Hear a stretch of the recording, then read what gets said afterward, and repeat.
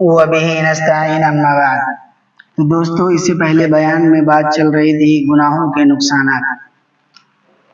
تو کسی بزرگ نے کہا تھا جیسی کرنی ویسی بھرنی، نہ مانے تو کر کے دیکھ، جنت بھی ہے جہنم بھی ہے، نہ مانے تو مر کے دیکھ۔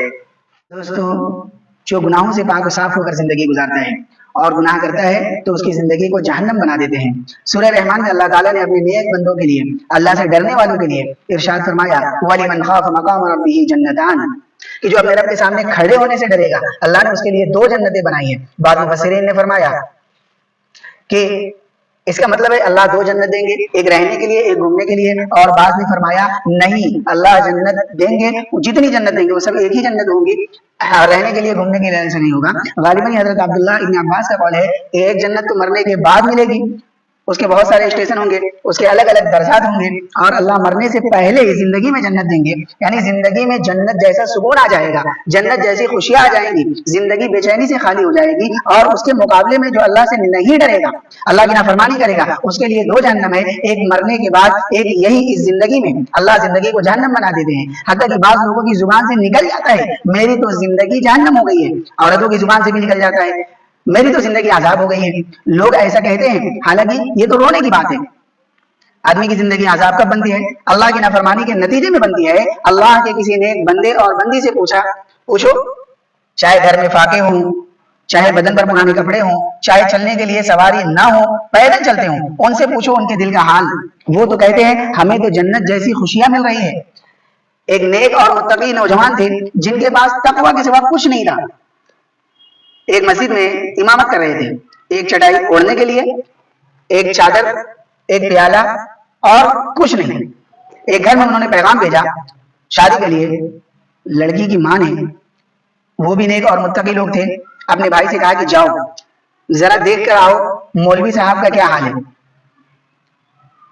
وہ آ گئے، آ کر دیکھا مسجد کے ایک چھوٹے سے کمرے میں رہتے ہیں، چھوٹا سا حجرہ ہے، فیملی روم ہے، بس ایک آدھ برتن ہے، ایک بستر ہے، سادہ ایک چادر ہے اور کچھ نہیں۔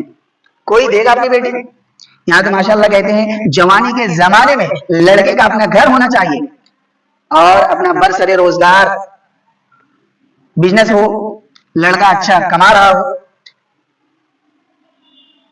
پڑھا لکھا ہے لڑکا، کام کرتا ہے، ابھی کرائے کے گھر میں رہتا ہے، کل کو کما کر کے اپنا گھر لے لے گا؟ نہیں، انکار کر دیتا ہے، جاب کر رہا ہے لیکن گھر نہیں ہے، خود کا بزنس نہیں ہے، اور پھر انکار کرتے کرتے بچی کی عمر بڑھ جاتی ہے تو پھر کہتے ہیں کسی چپراسی کا بھی رشتہ آ جائے تو کرا دیں گے۔ اللہ کی نعمتوں کی ناقدری ہوتی ہے۔ تو لڑکی کے ماموں نے آ کر اپنی بہن سے کہا دیکھو دین دیکھ کر رشتہ کرنا ہے تو اس سے اچھا رشتہ نہیں ملے گا، اور اگر دنیا دیکھ کر کرنا ہے تو وہاں دنیا نام کی کوئی چیز نہیں، کہیں اور تلاش کر لو۔ لڑکے کے ماں باپ نے کہا نہیں ہمیں تو دین دیکھ کر رشتہ کرنا ہے۔ رشتہ ہو گیا، بیوی گھر آئی رخصت ہو کر، 2-3 دن ساتھ رہی، پھر اپنے گھر واپس آ گئی، اپنے ماں کے پاس گئی تو ماں نے سوچا کہ دیکھو میرے بچے کا کیا حال ہے، خوش ہے یا نہیں؟ بیٹا تم اپنے گھر میں خوش ہو؟ اس کی آنکھوں میں آنسو آ گئے، ماں گھبرا گئی، شاید اس کو یہ گھر اچھا نہیں لگ رہا ہے، کیا بات ہے بیٹا بتلاؤ تم غمگین لگ رہی ہو۔ تو اس نے کہا کہ ماں یہ غم کے آنسو نہیں ہے، یہ خوشی کے آنسو ہے۔ آپ لوگوں نے مجھے بچپن سے یہ بتلایا تھا کہ نیکی کرو مرنے کے بعد جنت ملے گی، یہ تو بتلایا ہی نہیں تھا کہ نیک بنو زندگی میں جنت ملے گی۔ امی مجھے تو اللہ نے زندگی میں جنت دے دی، کہاں ہے یہ جنت؟ باہر تو کچھ بھی نہیں نظر آ رہا ہے، دل کے اندر کی خوشی، دل کی مسرت، دل کا اطمینان، دل کا چین و سکون تو دنیا کو اللہ جنت بنا دیتے ہیں۔ آج ہمارے گھروں کا کیا حال ہے؟ گھروں میں سامان رکھنے کی جگہ نہیں ہے، سب پریشان ہے، سامان ہے، محبت نہیں ہے، سامان ہے، ایک دوسرے کی عزت نہیں ہے، ماں باپ اولاد سے بیزار ہے، اولاد ماں باپ سے بیزار ہے، ساس بہو سے، بہو ساس سے بیزار، شوہر کو بیوی سے نفرت ہے، بیوی کو شوہر سے نفرت۔ یہ سب کیوں ہے؟ یہ گناہوں کا نتیجہ ہے۔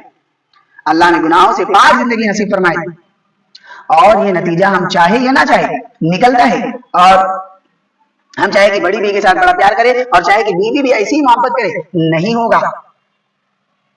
بیوی شوہر کی بڑی خدمت کرے اور چاہے کہ شوہر بھی مجھ سے ایسی محبت کرے، نہیں ہوگا۔ اللہ کی نافرمانی کے ساتھ محبت نہیں ہو سکتی، اللہ کا کہنا مان کر دیکھے پھر کیسے محبتیں برستی، رحمتیں برستی ہے۔ پہلے یہ سمجھو گناہ کہتے کسے ہیں؟ ہمیں معلوم ہونا چاہیے گناہ کسے کہتے ہیں۔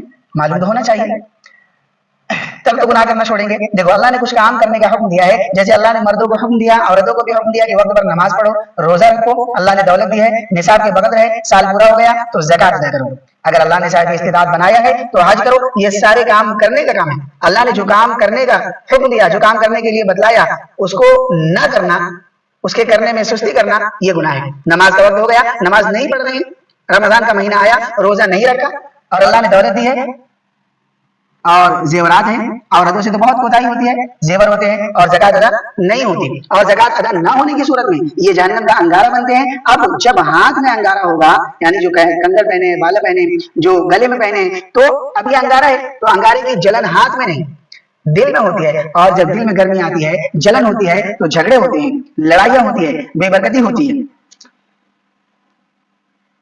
اللہ نے پردہ کرنے کا حکم دیا، پردہ نہیں کرتی، تو جن کاموں کو اللہ نے کرنے کا حکم دیا ان میں سستی کرنا اور نہ کرنا یہ گناہ ہے، اور کچھ کام ہے جن کو اللہ کرنے سے اللہ نے منع کیا، ان کاموں کو کرنا یہ بھی گناہ ہے۔